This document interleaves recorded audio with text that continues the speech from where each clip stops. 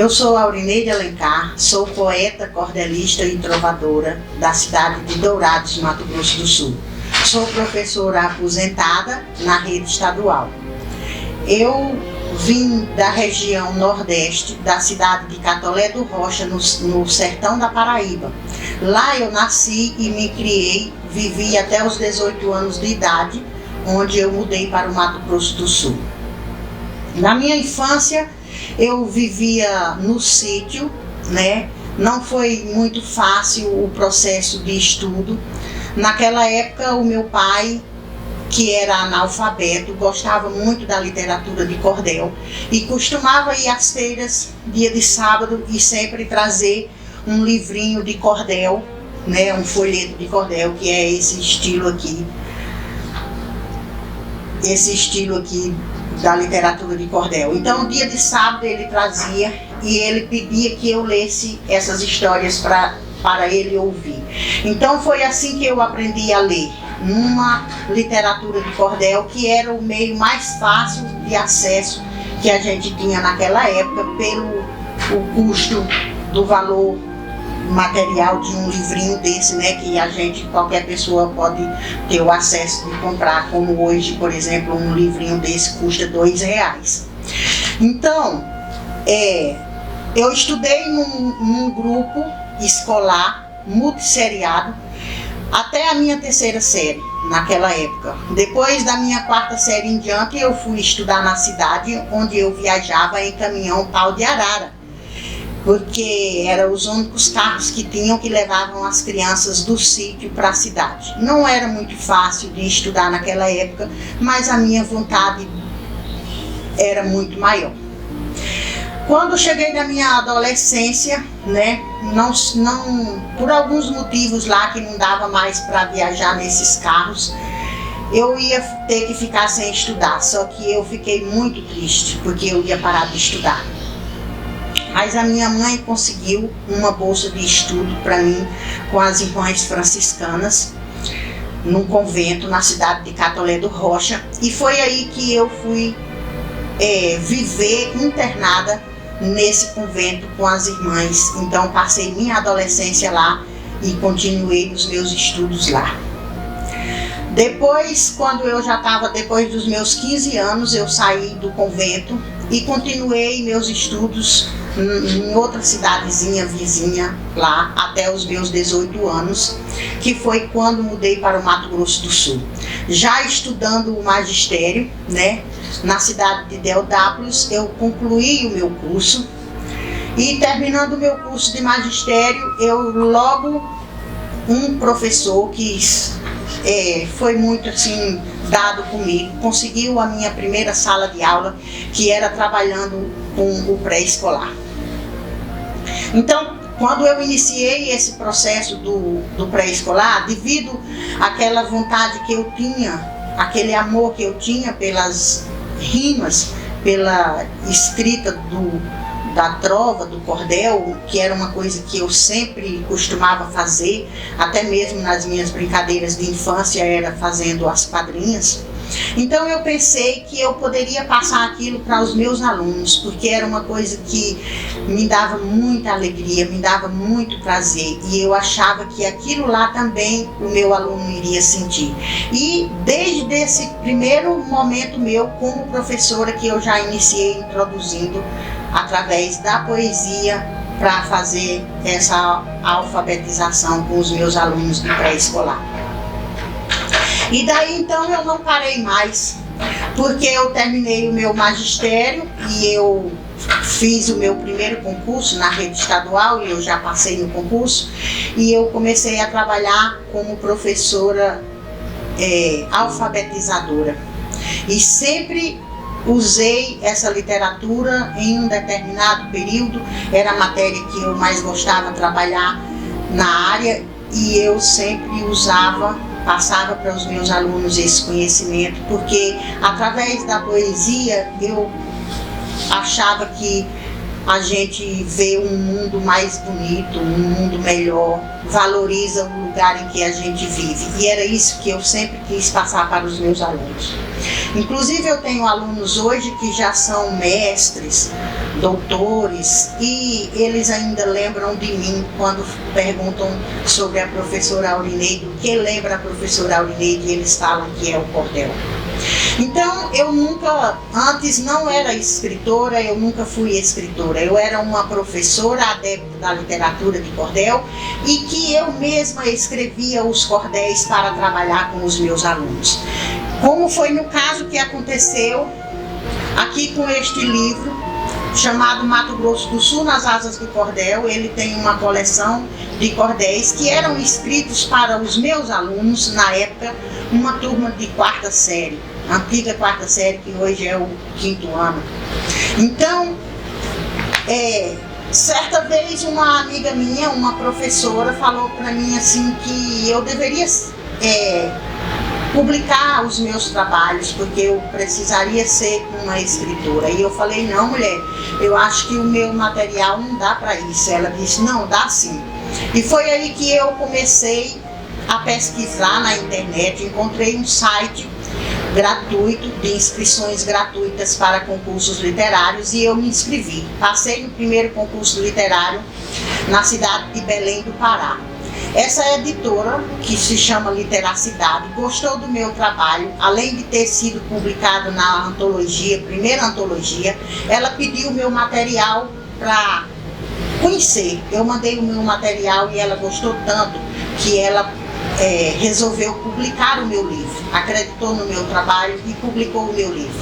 Através desse livro foi a porta de entrada para que eu chegasse na primeira Academia de Letras, que é na cidade de Dourados, né, aqui mesmo no Mato Grosso do Sul. Então, depois disso, eu não parei mais, eu fui me envolvendo e fui participando, sendo convidada a participar de outras academias, como é o caso agora que eu estou na AFLAMES, né, Academia Feminina de Letras e Artes do Mato Grosso do Sul, né, e outras associações de cordelistas, muitas associações e grupos que eu estou participando atualmente, e a partir daí eu tive já mais 4 livros publicados e tenho agora 2 e-books publicados. E os livrinhos, os folhetos, que são no caso esses que eu mostrei aqui, esse eu vou enumerando, eles são individuais, mas eu estou no volume 105. Porém, nunca cheguei a publicar todos os meus textos. O meu interesse pela literatura, né, foi desde a minha infância, quando na família a gente sempre tem aquelas pessoas que na verdade eles não são escritores, porém eles são poetas, porque a gente convive diariamente, a gente sempre vai ter um tio, um primo, alguma pessoa que gosta de tocar viola, que gosta de fazer, né, esse sistema de cantoria que até hoje ainda existe no Nordeste. Então a gente ouvia muito, se fosse num aniversário, numa festa, o que mais animava a festa era as cantorias, onde os repentistas eles estavam ali cantando através de motes que as pessoas pediam, e eles criavam os versos, os repentes. Então a partir daí foi onde que teve esse interesse, e era uma coisa assim que a gente eu não chegava a perceber que eu gostava disso e que eu escrevia, mas eu não arquivava, eu não guardava, eu escrevia numa folha hoje, amanhã eu já não tinha mais, mas só que no outro dia eu já escrevia de novo. Era assim. Então é uma coisa que eu gostava muito de ouvir e eu gostava muito de ler. A minha leitura preferida sempre foi o cordel. Então foi aí que eu passei a amar essa literatura. Eu sou uma professora formada no curso de letras, pós-graduada e mestra em educação. Na verdade, essa minha profissão de professora me auxiliou muito nesse processo da escrita, já que, como professora, eu sempre escrevia, produzia os cordéis para trabalhar com os meus alunos. Então, dependendo de um conteúdo que eu fosse trabalhar com o meu aluno, quando eu pensava que aquele conteúdo não ia, tipo assim, eu pensava assim, Eu vou trabalhar a Guerra do Paraguai com o meu aluno que tem 8, 9 anos, que é obrigado a gente trabalhar quando você está ensinando o 5º ano.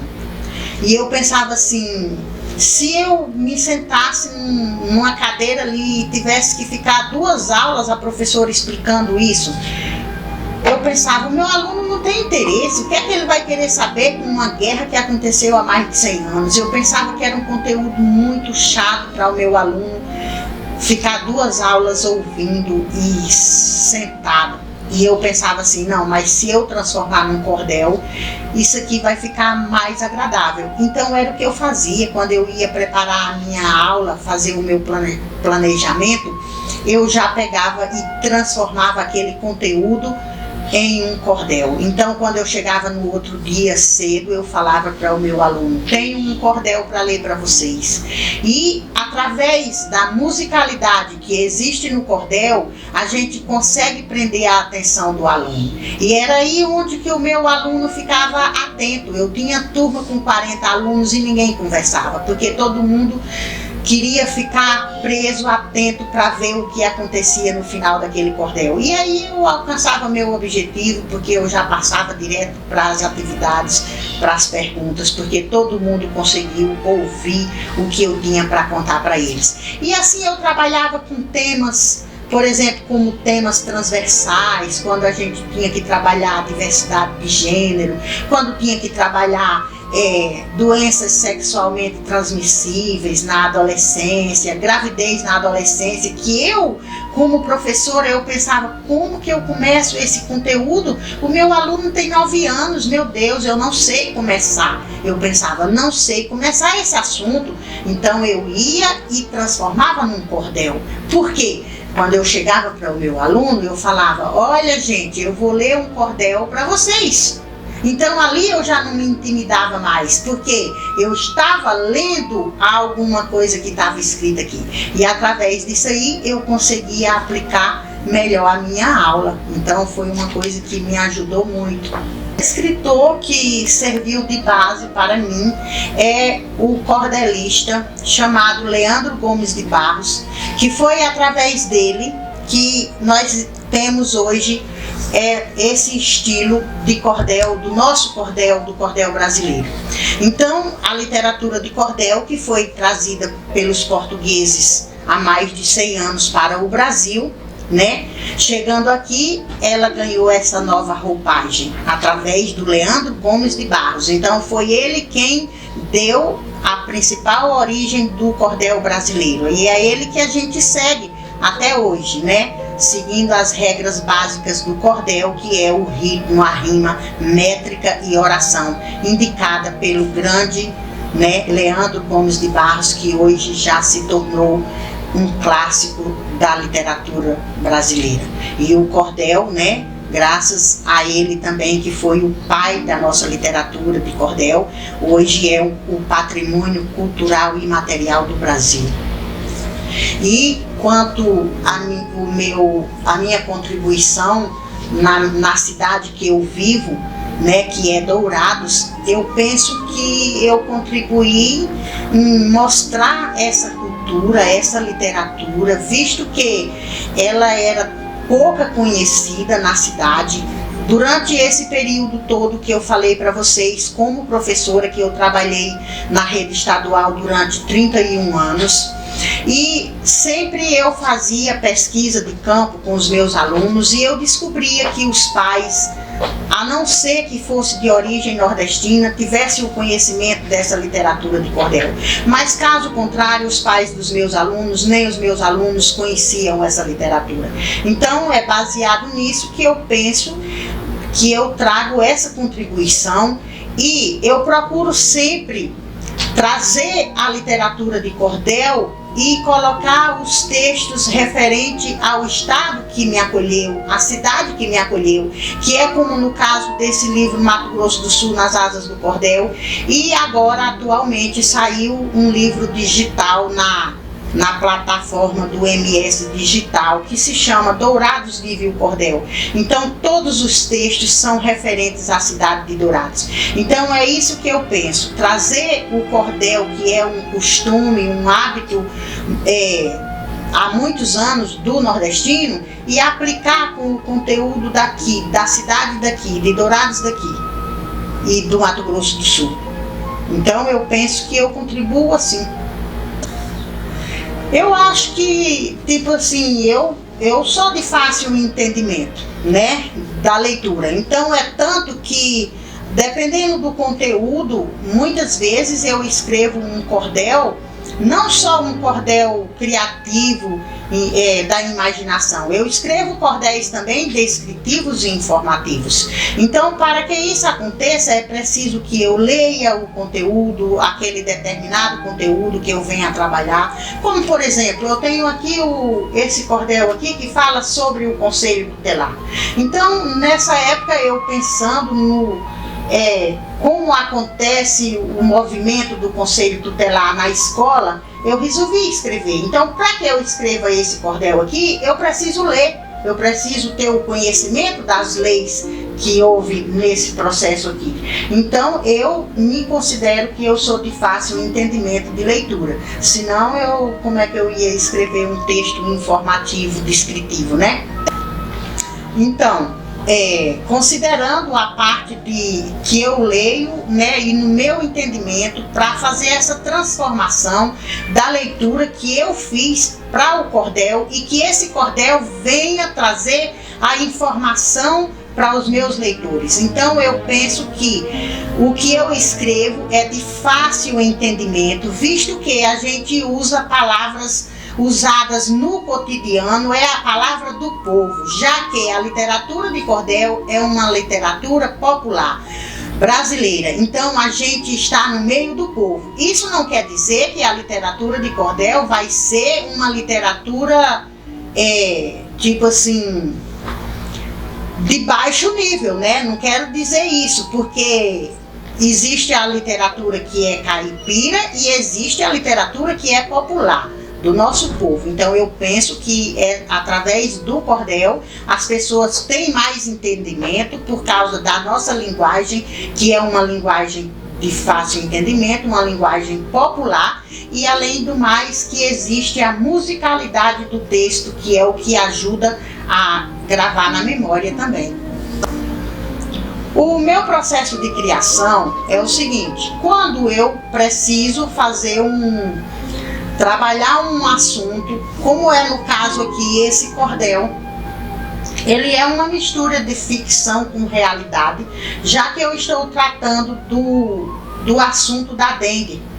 Mas eu começo essa história da dengue com uma ficção, uma imaginação, onde eu dei personagens no caso o mosquito da dengue, onde eles eram um reinado, reis e rainhas, até se transformar, e através da ficção também, juntando a realidade, onde eu vou falar sobre os acontecimentos e fatos que aconteceram de toda a evolução do mosquito da dengue aqui na nossa terra, no nosso Brasil. Então, muitas vezes, quando é assunto de ficção, da criação da gente própria, é uma coisa que vem na cabeça assim, e eu começo a escrever, e depois que eu começo a escrever, vou até o final. Só que, tipo assim, eu terminei de escrever, é uma coisa que apaga, eu já não lembro mais, eu não consigo decorar aquelas coisas que eu escrevi. E quando eu vou fazer um assunto que eu tenho que dar informações reais para as pessoas, eu necessito estudar. Então vamos dizer assim que um cordel eu venha ficar mais ou menos uns 5 dias, uma semana fazendo pesquisa, lendo, relendo aquele conteúdo, até eu perceber que eu estou dominando esse conteúdo. Porque o processo mais demorado é esse processo de pesquisa e de entendimento. A partir desse momento que eu consegui entender o conteúdo e eu sento para escrever esse cordel, geralmente eu vou escrever à noite ou de manhãzinha cedo, que eu já me acordo com aquela mente que eu pensei muito antes de dormir, já pensei, repensei, e eu amanheço com a minha mente bem limpa. Dentro de 3 horas ou 4 horas eu escrevo um cordel de 32 estrofes em sextilha ou setilha, que é o estilo básico da literatura de cordel. Mas Terminado isso, por exemplo, eu não consigo escrever já diretamente no computador, né, devido ao meu sistema de antigo, eu sempre tenho que escrever no caderno, já que o cordelista é um poeta de bancada, né, eu não sou repentista, então para eu escrever eu preciso do lápis e do caderno.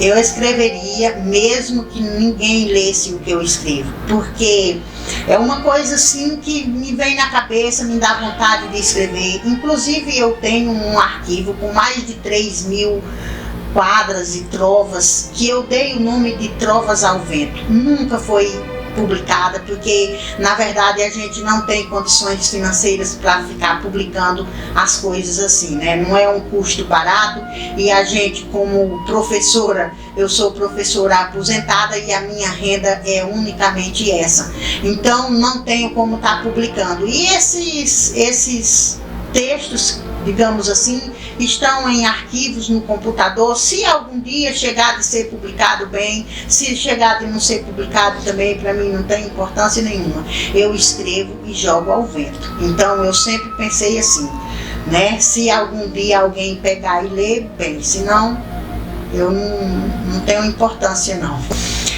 Então eu, né, como vocês já sabem, que eu falei desde o início, né, a minha origem de ser nordestina, então isso é uma coisa que eu sempre quis manter, assim, o meu estilo de vida, como eu vivi, como eu aprendi as coisas. E para que eu mantenha essa minha origem, eu tenho contatos, né, com as pessoas, eu mantenho contato com a minha família que continuam morando lá. Por exemplo, eu tenho 2 irmãos que vivem na Paraíba, e eu tenho primos, parentes, e também existem essa parte dos escritores, que eu me mantenho em associações onde a gente se sente igual. Ali somos todos iguais e a gente diariamente troca experiências, lê um ao outro, ajuda um ao outro se for preciso, e é isso que eu busco através da leitura dos outros cordelistas, que são cordelistas experientes, tanto os cordelistas contemporâneos, ou até mesmo os que já são clássicos da literatura de cordel. Eu leio diariamente. Hoje eu tenho um acervo com mais de 1000 títulos, aonde eu estou formando uma cordelteca, né? A minha cordelteca é itinerante, eu estou na montagem da Kombi, que através dela eu quero levar o cordel nas feiras, nos encontros, tipo nas escolas. Eu quero levar para que as pessoas também possam ter a possibilidade de ver o que é um cordel clássico brasileiro, que às vezes eles não têm essa oportunidade por aqui no nosso estado, não ter esse costume, não tem nas livrarias. Então eu quero fazer isso através da minha cordelteca itinerante, né, que eu estou montando. Está parada graças ao processo que houve aí da pandemia, mas já era para ela estar em andamento, assim, só que graças a Deus agora em ano que vem ela vai rodar. Eu diria aos novos cordelistas que eles precisam ler muito cordel, muito, porque a gente sabe que para escrever um cordel não é tipo assim, só você pensar e escrever, porque além de você ter que ter a inspiração, você precisa seguir as regras. As regras básicas do cordel, você tem que ter ritmo, rima, métrica e oração.